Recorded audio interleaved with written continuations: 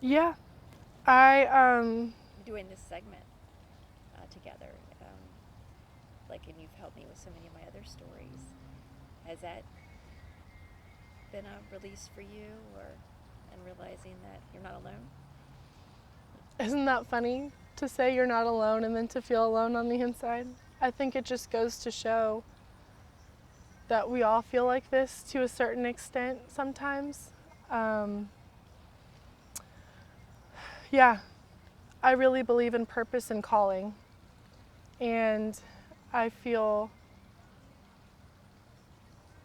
called to reach out to people who feel this way. Um, I believe it takes every single person who is willing to speak up and say something in order to save more lives. Back when I was suicidal for the second time in the spring, before I even realized it,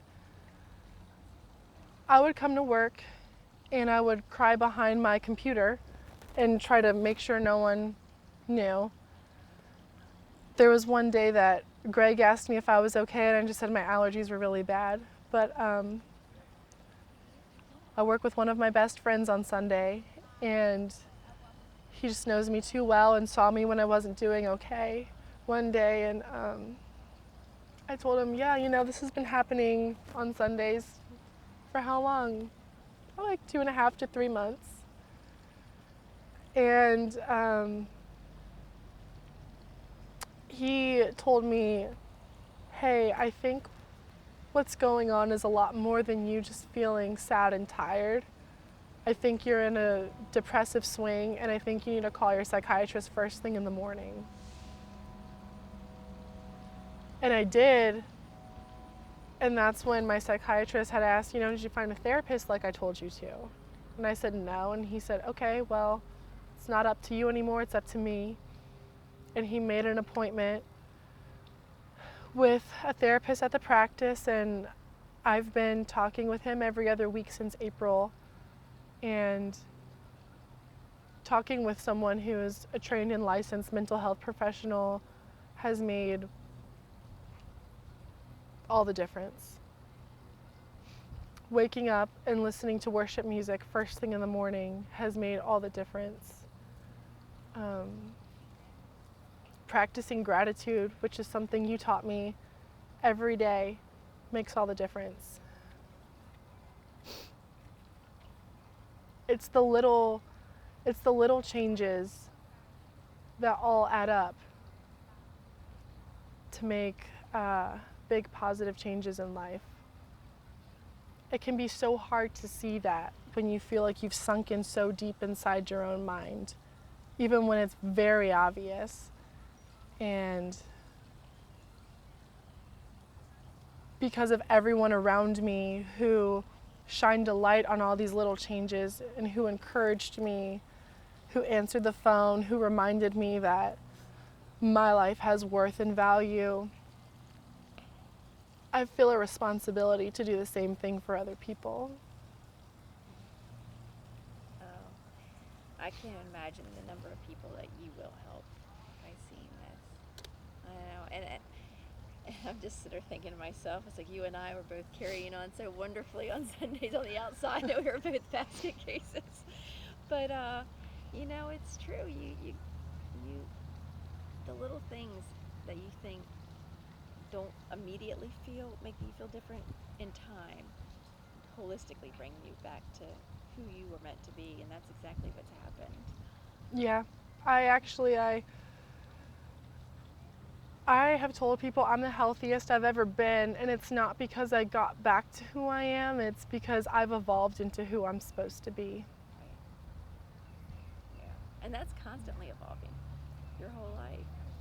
Happiness is within yourself and not something you derive from other people, really. I mean, they help you along your journey, but the happiness has to come from yourself. Absolutely. Absolutely. And I mean, God created me as a loudmouth. I can't stop talking to save my life. I don't ever say anything quietly.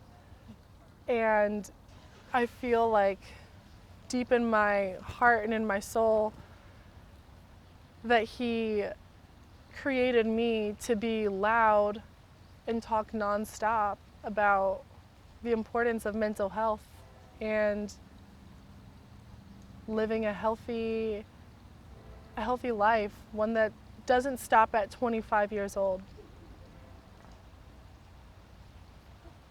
Wait, you're loud? You just admit that? No one knew that. Christmas? No, I'm kidding. We don't have Christmas parties anymore. Oh, goodness. Thanks, pandemic. Does it feel good to talk, to say this, to get it off your chest?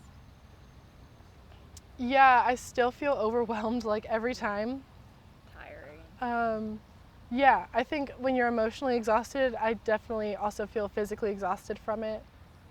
I've had to like recognize my capacity to like have these conversations because I really just started talking in full out detail to like friends and family in September for Suicide Prevention Month.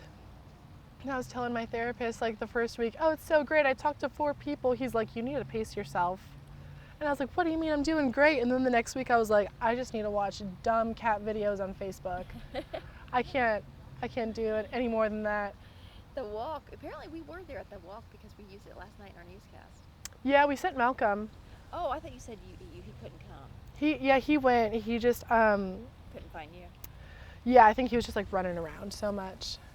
But AFSP, I believe, I'm gonna have to double check. You can still donate to people's campaigns through the end of the year. You can. So I'm still trying to raise money for the campaign. Something that's like really crazy is the moment that like I decided that I had to fight not just for myself but for other people. 2 weeks after I wrote that poem and that journal entry, my best friend's 17-year-old sister overdosed and almost died. And we had no idea that she was struggling. And then 2 weeks later, my other best friend's older sister died from postpartum depression 2 months after giving birth. And these are just 2 families that this never would have been a thought in my wildest dreams, my wildest nightmares that this could happen. And I had this moment where I was like, okay, Satan, you decided to mess with me, and that's one thing. But now you've decided to try to mess with the people that I love the most, and that is just absolutely not gonna happen. If it takes me to my dying breath, I will make sure you don't get away with this.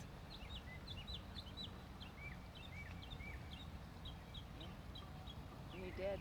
It's funny how people do that. They can take all this burden on themselves, but you mess with the people you love, and the mama bear comes out.